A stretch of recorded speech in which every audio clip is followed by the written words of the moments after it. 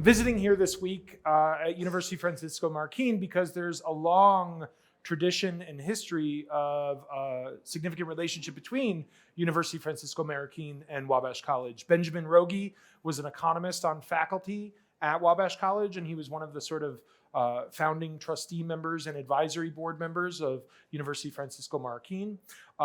You guys are explicitly dedicated to classical liberalism throughout the entire curriculum, as well as Austrian economics. My specialty is in Austrian economics and classical liberalism. And I'm here collaborating a bit for a few days with Lenore Ely, who's been kind enough to show us around. And I thought that this particular research paper that I wrote a few years ago in conjunction with a student of mine when I was teaching at Brown University would be of particular relevance to any student in Latin America interested in understanding the sort of social dynamics of drug enforcement policy and how the way in which the federal governments of the United States and Mexico in particular are shaping the outcomes of violent crime by means of trying to prohibit the international drug trade. And so we began this project, and for those of you who are interested, this paper has been published in the Journal of Economics, Behavior, and Organizations. It's free for download on my own website, www.danieljdemico.com. It's co-authored with friend and former student Michael Goals. So my first general research question in investigating this topic was pretty straightforward. Can the theories and methods of economics help explain how the patterns, the size and proportion of drug trade organizations exist in the black market, the way in which we understand industrial organization in the regular market? Now, it's my understanding that none of you guys are nerdy economists like me. You guys are all sorts of different majors at UFM, correct? Yeah. So in economics, there's a subfield called industrial organization. And industrial organization is focused on a pretty weird question. Why are some businesses really big? They have lots of employees, they manufacture and produce and sell a lot of product, and other businesses are really small. And furthermore, some industries, some product lines lend themselves to lots and lots of competing businesses, and other business industries lend themselves to just a few big players that dominate and monopolize market share. So when you think about when you buy shampoo at the grocery store or the drugstore, there's dozens of shampoos, right? There's ones that smell like coconuts and raspberries.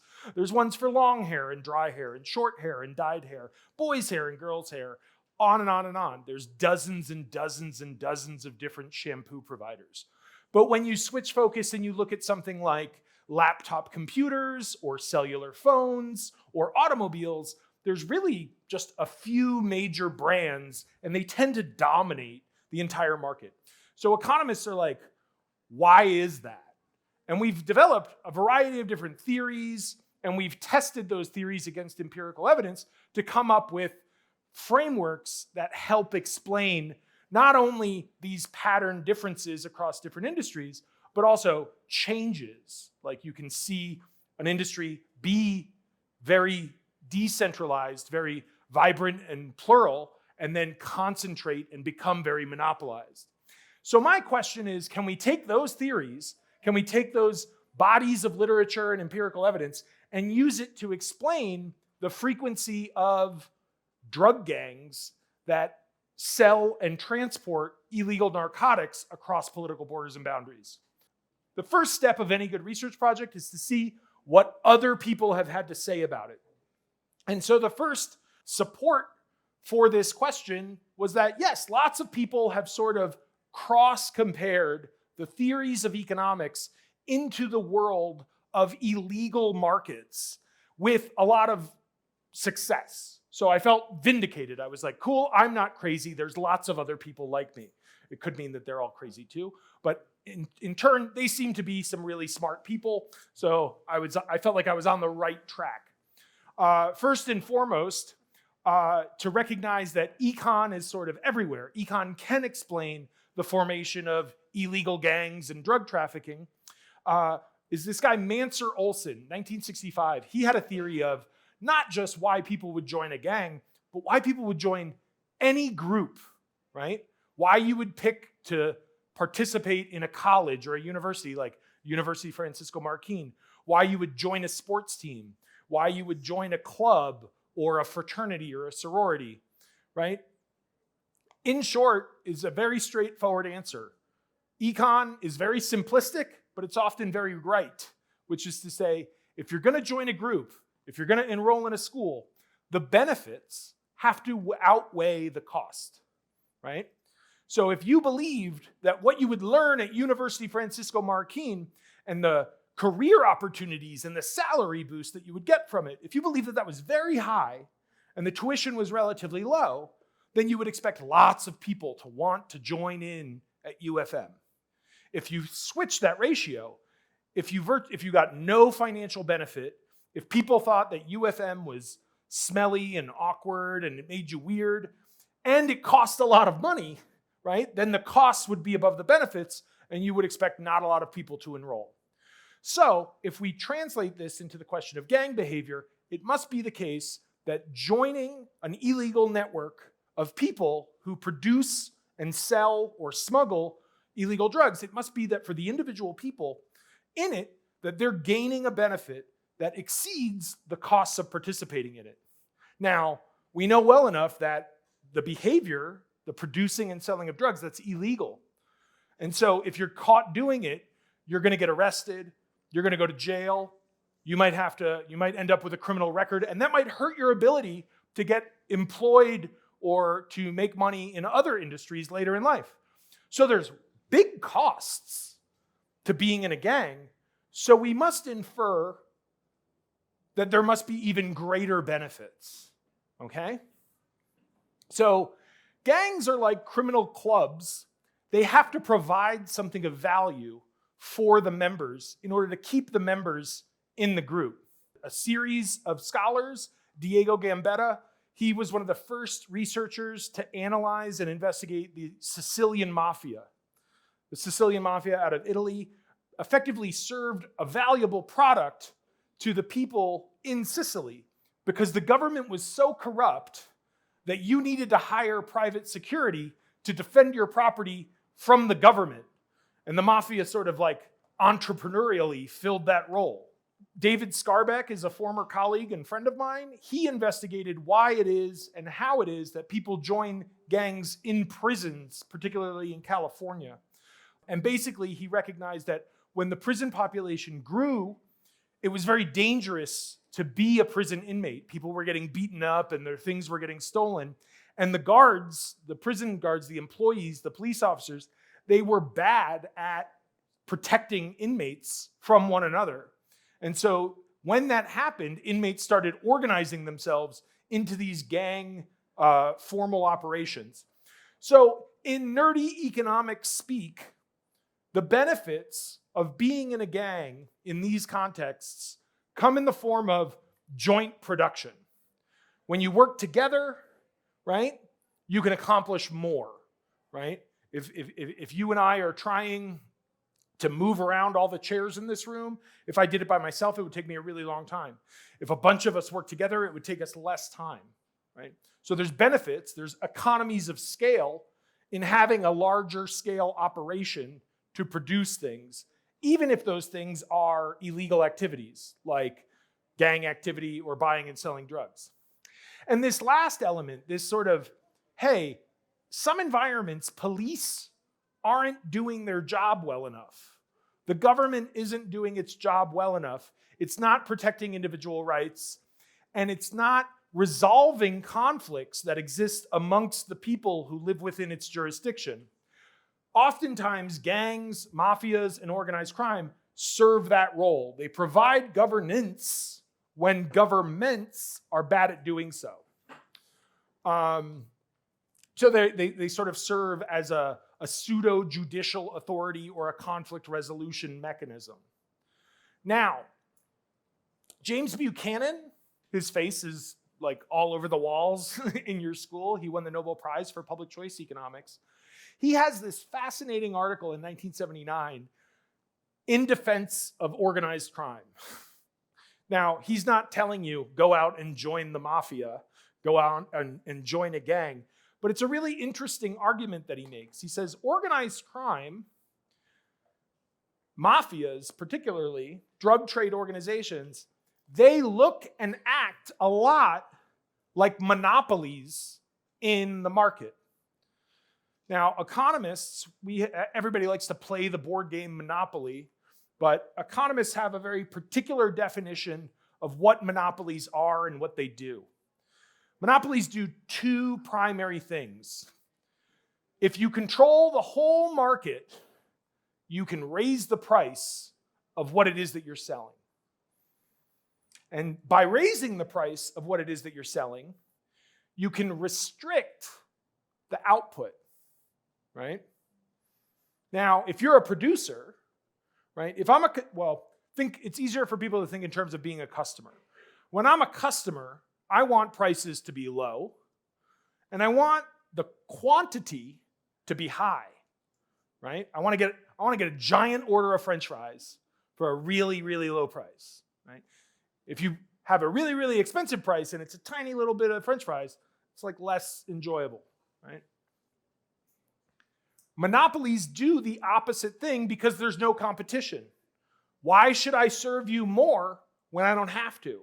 You're not going to be able to get French fries from anyone else but me. Secondly, why should I charge low competitive prices when there is no competition? So the whole benefit of being a monopoly is that you get to raise the price and restrict the output. But the product that we're talking about here is crime.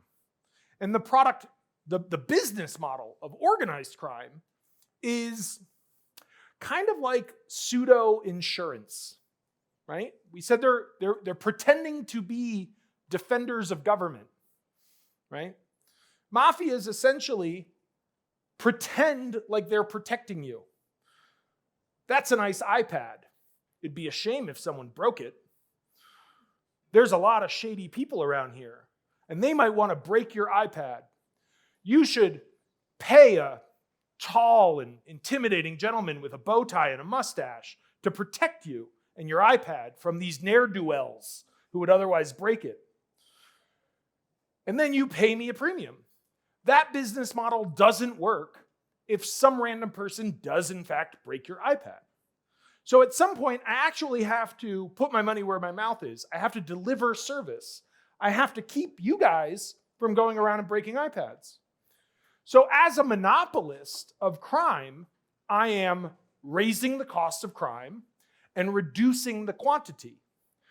Well, that's kind of weird. It means that when you have organized crime, it might mean that you have less crime. It might mean that you get pickpocketed less often, that your car gets stolen less frequently, or that your house gets broken into less often. The one criminal agency is the people that go around and sort of shake you down for extra money. What other organization in society does things like this? They're the only provider. They insist that you pay them a regular rate, and they claim that they protect you from other people. Government. So economists on this margin, we're kind of, to borrow a phrase from my friends on the left, we're kind of woke. Gangs are governments. The model that we use to understand government is effectively the same model that we use to understand criminal behavior, right? We're value-free, right? If you go around and you bully people to give you money and you pretend to protect them from other people, you're effectively a gang, okay? Now, these are all sort of theoretical observations, right? And we have a reason to believe that the more contested an environment is, the bigger and more sort of bossy you'll need your pseudo-protection agency to be.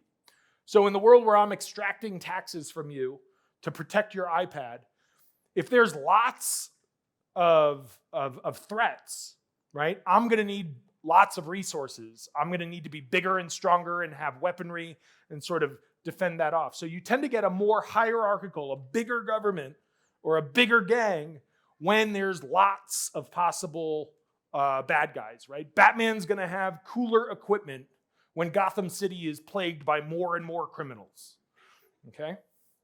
So these are all theoretical approaches to this question. The next step was, okay, does anybody have actual evidence? Like, can we prove any of these things? Turns out, again, I'm not entirely crazy, unless these guys are also crazy. But a lot of them, again, are pretty smart. So there's this guy, Reuter, in 1985. And what he looks at is the size and influence of loan sharking. You guys know what loan sharking is? Well, when you need to borrow money and you go to the bank, they charge a certain interest rate dictated by the government. Loan sharks charge you a much higher rate. And instead of ruining your credit score or garnishing your wages, if you don't pay back a loan shark, they break your fingers or your legs or kidnap your children or burn your house down. Loan sharking is basically organized crime, but instead of providing protection services, instead of delivering drugs or prostitution, loan sharking is doing illegal banking, okay? And what Rauter noticed is that, weirdly enough, you would think, right, that given how everybody wants to be a monopoly in the market, and given how gangs and governments want to be the only provider and supplier in town, you would expect to see the concentration dynamic in these markets to be dominated by monopolies. But he looked at the loan sharking market in the 1970s and 80s in New York City, and as it turns out, there's an explicit constraint on how big your illegal business can be. And the reason for that is that there's tons of things you can't do if you're doing business illegally. Pro tip, if you're a drug dealer, don't advertise. Don't make commercials. Don't buy magazine ads like, do you need heroin? Call Dan. That draws unnecessary attention to you and gets you in trouble, right? So that's essentially what Rauter noticed. He said, oh, loan sharks in New York City, they can't expand their business model because if they get too big, everybody will know what it is that they're doing and they'll attract untoward attention and get themselves in trouble. Stephen Levitt and Sudhir Venkatesh. Stephen Levitt is of Freakonomics fame. He writes for the New York Times, investigates all sorts of weird stuff. Sudhir Venkatesh was a sociologist as a graduate student studying at the University of Chicago, and he basically infiltrated a drug-dealing street gang in the poor side of Chicago. And they shared with him their internal accounting, how the entire gang works and how much drugs and stuff they're selling. And they published this paper together in economics. And what they noticed was that drug dealers on street corners in Chicago, the people who were selling crack directly to customers, they made about as much money as people who worked at McDonald's, right? Which is paradoxical from the point that we started with. If you're going to join a group, the benefits have to be above the cost. So this was interesting. What they noticed was that much like fast food, low-level employees don't make a lot of money. Corporate executive managers, they do make a lot of money. That mimics itself in the drug trade. Essentially, this adds to our idea that there must be other forms of benefits that being in the gang is providing. It can't just be the cash transfer. It must be that people want to be in the gang. The gang has a certain reputation. People are afraid if you're in the gang, and it brings you some sense of respect amongst a certain demographic of people. Again, David Scarbeck and Russ Sobel, friends and colleagues, they did an empirical observation where they looked at different cities in the United States and they said, okay, which cities have a lot of small gangs and which cities have some big gangs? And what they noticed is that, well, the more a city had a lot of drug use, which makes sense, and the higher the unique punishments for drug dealing in that city, the smaller the gang size tended to be. The longer an amount of time a gang had been in an area, the bigger it had the opportunity to grow. That also makes sense, right? And that there are more gangs when cities have explicit ethnic divides. All of the Anglo-Saxon white people live in one area, all of the African-American people live in another, all of the Hispanic immigrants or Asian immigrants live in another, and there's big economic divides between the neighborhoods. And that tends to correlate and express itself in gang activity. So what I noticed was that, well, no one's talking about international drug trafficking. And that was a big missing element of this literature. So I thought, not only great, there's a lot of people who have done a lot of work proving that economics can explain black market activity and drug trade, and there's virtually no one talking about the feature of the drug war that I was most interested in, mainly international drug trafficking. What is it about international drug trafficking that demands special attention is that certain drugs, arguably the ones that are kind of like more fun, cocaine and heroin particularly, are inherently international. Why are they inherently international? Well, take alternative drugs. Alcohol. Alcohol you can make with potatoes, corn, rice, grain. You can make alcohol out of virtually anything. Weed. Why do you think they call it weed? What else do we call weeds? Plants that just grow. Like they don't really take a lot of care. They grow pretty much in any climate. Coffee is a drug. Caffeine is a drug. I live in Indiana.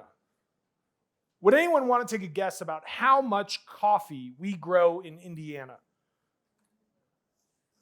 What'd you say? Not much, but nothing. It is logistically impossible to grow coffee beans in the state of Indiana. It is logistically impossible to grow cocaine in the state of Indiana.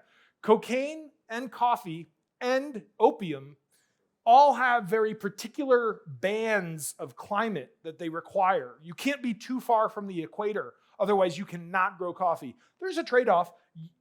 Guatemalans and Central and South Americans, you guys can't make maple syrup. So costs and benefits. So cocaine and heroin, if you're going to consume them in the United States, they have to be grown outside of the United States. So that means you have to smuggle them, right? And this is, coffee in particular is a fascinating subject area for all of development economics because most developed countries have to import coffee. So when you have good data on import coffee, you know exactly how much coffee is in a country because you know that none is being domestically produced, okay? So the other thing that's interesting about the United States is people have a lot of money and American gringos really like doing drugs, as it turns out. So that market's like growing a lot. Also, cocaine and heroin compared to alcohol or compared to marijuana are very concentrated products. They're very potent in small quantities. If we wanted to get everyone in this room intoxicated on beer, we would need a lot of beer and a restroom, right? But if we wanted to get everyone in this room intoxicated on cocaine or fentanyl, it would take handfuls. So that means that if I'm trying to ship something, if I'm going to ship something which is going to be illegal, would I want to ship the quantity of alcohol to get us all intoxicated, or would I want to ship small, concentrated handfuls? If I'm a smuggler, I want the potent thing. It's going to be easier to hide, right? If trading elephants was illegal, right? I don't want to be in the elephant trade. I want to be in the diamond trade. They're small, they're profitable, they're valuable, they're easy to conceal, easy to ship, easy to conceal.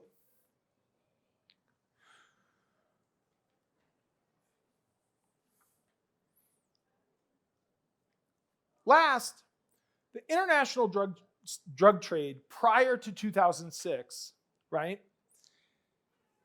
has this weird aspect to it where drugs are illegal no matter what stage of the production process they happen to be in. If you're growing drugs, it's illegal. If you're storing or processing drugs, that's illegal. If you're smuggling or shipping drugs, that's illegal. If you're selling drugs, that's illegal. If you're buying drugs, that's illegal. If you're holding drugs, like, hey man, it's not even mine, it's my friend's. If you're consuming drugs, all of these things are illegal. So blanket prohibition means that every stage of this production process needs defense, needs these forms of extra legal governance, these forms of benefits that are not monetary compensation, these residual effects of gang activity. Here's a way to think of it. If you're participating in the drug trade, you're a buyer. You're trying to buy and consume cocaine. You find someone willing to sell you cocaine. You pay him a lot of money for it. You take what seems to be cocaine, you take it home, and you open it up and you taste it or you smell it or you do whatever it is that you would want to do with it. And it turns out that what you bought is baby powder or baking soda. You should not call the police. You should not say, hey, there's this guy out there and he is a fraudulent cocaine seller. I can prove it. Look at the baby powder that he sold me, right? The police will react, but not how you would hope that they would, right? If you are a seller of drugs, right, and you've got a closet filled with heroin, and someone breaks into your storage facility and steals all of your heroin, you should not call the police. You should not say, hey, officer, I had a break-in. Really? What did they take? All of my heroin. You're going to get yourself in a lot of trouble. This means that if you're going to defend against break-ins, or if you're going to enforce contracts, you're probably going to need to carry a gun, right? If it was as easy to make money as selling bags of baby powder, right? Because, no one's going to enforce it. They can't call police. Then I would be on the corner selling bags of baby powder to people, calling it cocaine. What do you think would happen to me? I'd probably get shot. Both buyers and sellers in the illegal drug market tend to have a need for violent capital, for weaponry, for threatening people with force because they can't turn to the police or the legal courts or the government to enforce contracts or defend their property the way that legitimate business people and homeowners and property owners can normally do. So gang activity, people that produce and trade in drugs, have to develop a comparative advantage in violence. They have to be good at using guns. Well, as it turns out, guns are good at multiple things. You can defend your property, you can enforce your contract, but you can also threaten your competition. You can tell people who would otherwise compete with your business model that you'll kill them if they sell in your neighborhood. You can aim to monopolize the drug trade once you have guns in hand. Last, the international drug trade is really interesting because it's not obvious what legal authority is responsible for enforcing against it. So if drugs are grown in Colombia, smuggled through Mexico, and purchased in the United States, and in order to stop that process is going to take a lot of time in detective work. It's going to take some like paramilitary SWAT raids to break up the distribution channel and confiscate all of the material. And it's going to take a court and legal system to put the people on trial and then house them in prison facilities after we catch them. All of that costs money. Now, the government of Colombia, the government of Mexico, and the government of the United States, they're all rational actors. None of them want to pay all of that money to do all of that. It's not obvious whose job it is. If given the opportunity, they'd be like, you do it, right? Our economists, our default assumption is that everybody's lazy, right? I don't want to do any more work than I have to. I want to get paid as much as I possibly can and do the least amount of work. Governments are no different. So the international context of the drug trade creates an ambiguity.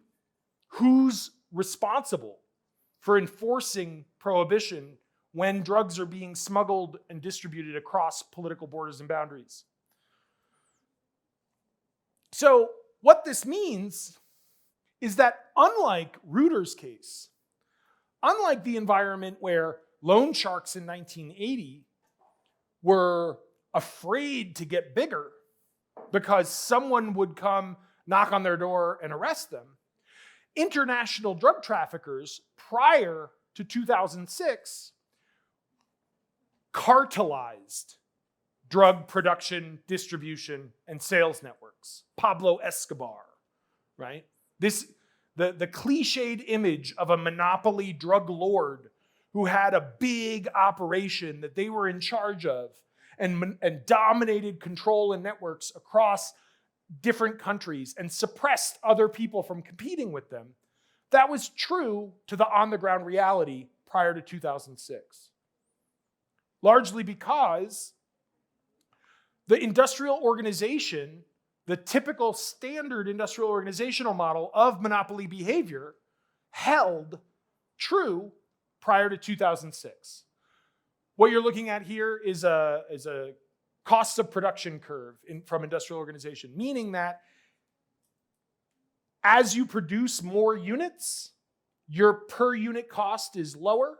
If you're going to sell lemonade, selling one glass of lemonade is going to cost you a lot of money to produce per unit than if you sold 1,000 units of lemonade, right? You should be able to get a discount when you buy in bulk. It's going to be easier to make 20 at a time than just make one artisanal glass of lemonade each time. So when costs of production in general are higher, you expect firm size to be higher. Why are there so many shampoo producers? Is because it's really cheap and easy to make shampoo. Why are there so few laptop, cell phone, or automobile companies? Because it's really complicated and expensive to make those things. So the market is only going to accommodate a couple of big-scale producers. So the drug trade, because the costs of this violent protection racket, in addition to growing simple rudimentary crops, adds to that cost of production. And we tended to get cartels. And there was no constraint. There's no police saying, stop doing that, because it's international and the governments are kind of lazy. Well, what happens after 2006? Well, what you're looking at here is that in the 1990s, right, this top level, right, we have the Guadalajara cartel, the Millena cartel, the Juarez and the Gulf and the, I think, Latino Familia Mexico, right? There were a few major players, a few key cartels, monopolies. But in the 1990s, particularly 2006 to 2012, these big, large-scale cartels started splintering into multiple units. The Guadalajara splintered into the Sinaloa, the Beltran, I'm not going to pronounce any of these, the Jalisco New Generation, the Juarez, the Gulf, etc. There's dozens now. The puzzle to be explained, this is the Attorney General of Mexico, Jesus Maria Coram, says, I would calculate between 60 and 80 groups, including medium and small ones, that are in various areas of the country. We are identifying their exact geographic location. They call them cartelitos now, right? And I only speak poquito Spanish, but my understanding is that's like, it's an oxymoron. It's like jumbo shrimp, right? It's like cartel means big, but a cartel, you're a little big guy. Like, what does that mean, right? So cartels used to be like 4 or 5 agencies. Now there's dozens of them. There's 60, there's 80. They're little cartelitos. Oh, you're a drug dealer. That's so cute. In conjunction with this splintering of the organizational model of dealing illegal drugs has come a ratcheting up of violent crime. This should be no news to citizens of Guatemala or any of the Central and Latin American countries. The consequences of these changes are felt in the real street level dynamics. Okay? So we've seen a huge increase in drug war related murders in the country of Mexico from 2006 to 2011. So what the heck has happened? Why did Pablo Escobar splinter up his grand drug empire? Why would that happen? Well, Calderon was the president from 2006 to 2012 in Mexico, and he worked directly with the federal government of the United States. And he said, hey, Pablo Escobar and other drug kingpins, they're these big boss men. They control entire networks of people that do anything they tell them to. I think if we just catch them, the whole system will go off. I think they had watched like some bad vampire movies. In vampire movies, if you put a stake in the heart of the head vampire, all of the people they can turn to vampires will go back to being normal. And so the belief was that if you cut off the head of the cartel would sort of dissipate. The idea was that leadership matters, and you could send a signal. You could deter. Like, look, we caught Pablo Escobar. He's going to jail. He's not going to be very happy. You should not become a cartel leader, right? It's going to send a signal to everyone, make an example of him. And last, it seemed kind of fair, right? We already said that the guy selling crack on the street corner, he only makes McDonald's wages. We want to put him in federal prison for the rest of his life? Pablo Escobar calls all the shots. He's the one who should proportionately be punished relative to street-level dealers. So this was the sort of rationale behind Calderon's proposal of, if we're going to do something about the cartels, we get the head guys. But here's the thing. We only did this strategy during Calderon's presidency, which ended in 2012. 2012, here we are in 2024. That was 12 years ago. Makes me feel really old. Time is but a flat circle, and it goes really fast. Turns out we still have a plurality, dozens and dozens of cartelitos. If the same conditions that shaped the willingness to grow from a small operation to a big cartel that existed from the 1990s to 2006, if it was fundamentally the same costs of organizing drug cartel activity today as it was then we'd expect cartels to reformulate out of the splintered models. That's not happening. Even though the federal governments of Mexico and the United States have radically reduced their spending and their targeted initiatives in kingpin strategies. So what has happened? How do we explain this? Last, I know that you guys aren't econ majors, and this is more of a really nerdy inside conversation for economists, but when the government sees a monopoly and says we're going to use law to break it up and make more competition, much like everything else the government does, it doesn't work. They're bad at it. So they tried to do it with Microsoft and Bill Gates. Microsoft is still a major player in that industry, right? Antitrust policy, if you're an economist, like the default is kind of like, it's really one of the most inept forms of public policy that we have. Weirdly enough, I discovered an environment where apparently antitrust policy has worked. We took drug monopolists, we targeted an enforcement strategy, and now we have cartelitos. It worked. The question is it better? And the answer to that is not necessarily. So these two remaining puzzles of like, why does antitrust policy seem to work in the black market, but not the legitimate market? And why did cartels not reconcentrate after Calderon leaves office and we stop kingpin strategies? These are the sort of like weird things that keep nerdy economists like myself up at night. And so we had to come up with an answer to this. And we proposed an explanation. Well, we've got this first part of the story, kingpin strategy, splinters. It creates a really differential incentive from being a large drug producer compared to being a small drug producer. I'd rather be small. That makes sense. We explain the splintering. Cool. The splintering's worse than it sounds. Cartelitos aren't just producing and selling drugs. Cartelitos are specializing in other things. Some cartelitos, we just make drugs. Other cartelitos are like, well, we're really good at shipping drugs.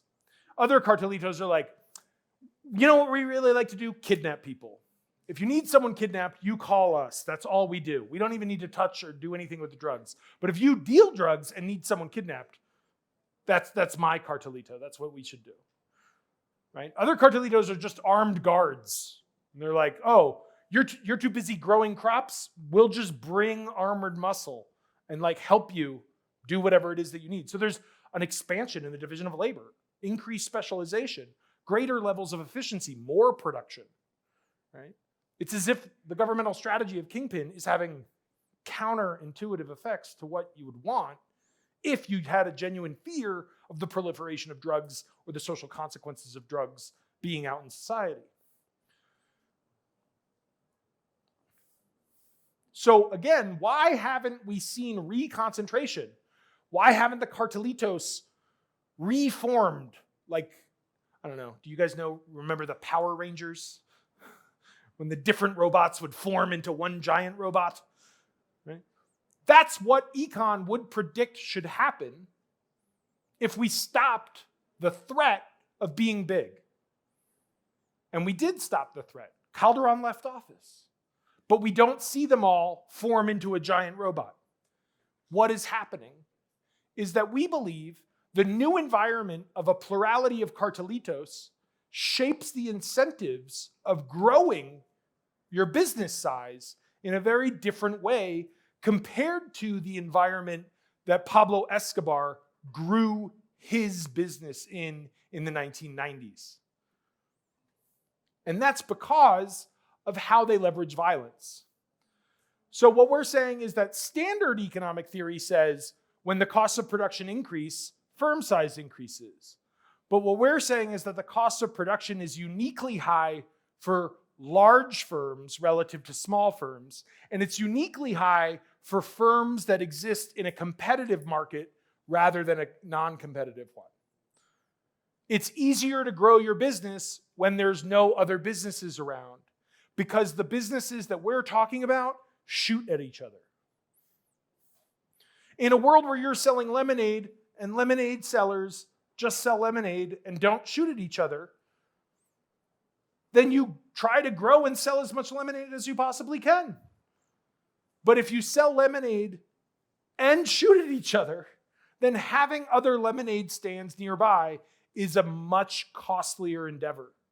And you're not going to necessarily want to grow your business in an environment that happens in. So this is a game tree, right? So you're brand new. You say, hey, I really want to be a drug dealer when I grow up. Do I want to be a drug dealer at a small drug business or a big drug business? If you're a small drug business, you can either stay small or you can exploit economies of scale. You can scale up your operation and make more and hire more people and produce more drugs. And then you become a larger one. In the days of Pablo Escobar, there was no one else around. And he had all the room and space and confidence that nobody was going to shoot at him because he was quickly developing a monopoly strategy to shoot at other people.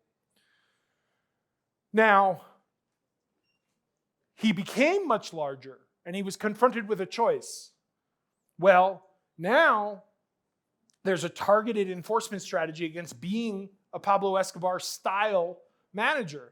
So you can either splinter your operations to hide the different operations and disperse authority and responsibility. Other people will get in trouble as much as you, or you can remain large. But if you remain large, you're going to have to expend energy and resources. You're either going to have to use violence, or you're going to have to bribe off some politicians, or both. Leveraging violence, you can either commit violence against other drug dealers, or you can commit violence against government officials and police officers, or both. And sure enough, what we've seen is that there's a strong incentive to splinter all of these operations and experience this differentiation. Now, we said it seems like antitrust is working, but the social welfare consequences of this targeted strategy is not obvious. How much heroin we're collecting from drug raids, seizures, so I don't mean people having seizures from heroin, I mean you're confiscating heroin. It's kind of a noisy line. I mean, what you see here is that the upward line, this solid bar going up and up and up, that's how much money we spend. This sort of chaotic line that sometimes go up and sometimes go down, but is post-2006 on a general downtrend, that's how much heroin we're collecting off the street. Opium poppy eradication versus military spending. Again, it's kind of a noisy relationship. We know that we're spending more, but we're not necessarily getting rid of more. The drugs are getting harder to find because there's splintered operations holding it. Harder to find for the police. I'm going to reveal my social network a little bit, but all of my friends that do drugs are not having a difficult time finding heroin and cocaine. Heroin overdoses and cocaine-related health consequences, they're up. The actual drug accessibility from the customer base, the actual frequency of tragic overdose deaths, they're up, as are the military expenditures. Again, cocaine seizures, like, if you believe that there is less cocaine on the streets today than in 2006, you and I are in a fundamental position of disagreement. The thing that has changed is how much we've spent to get rid of it. Last, we have more than doubled the rate of intentional homicide. We have multiplied by 5 the rate of kidnappings. But weirdly enough, we've radically reduced the levels of interpersonal assault. You don't get beat up, but you do get murdered or kidnapped more frequently. In some sense, this is a strong vindication of James Buchanan's intuition. That there's a potential benefit to certain forms of criminal organization in their deterrence against street-level crime. In closing, I would just say, I think that the takeaway from this research is, again, it exposes the forms of shortcoming, the limitations of knowledge in the hands of government to effectively regulate and aim their enforcement strategies against even things that are at the presumed core of government responsibility, the enforcement of law, order, and the provision of security. Government isn't even necessarily good at doing the thing that most people assume is its most necessary function. Effective drug enforcement strategies is also a very complex and arguably spontaneous and decentralized process.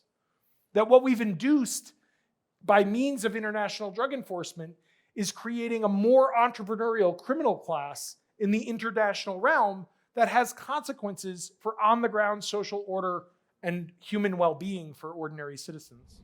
But apart from that, thank you all for coming.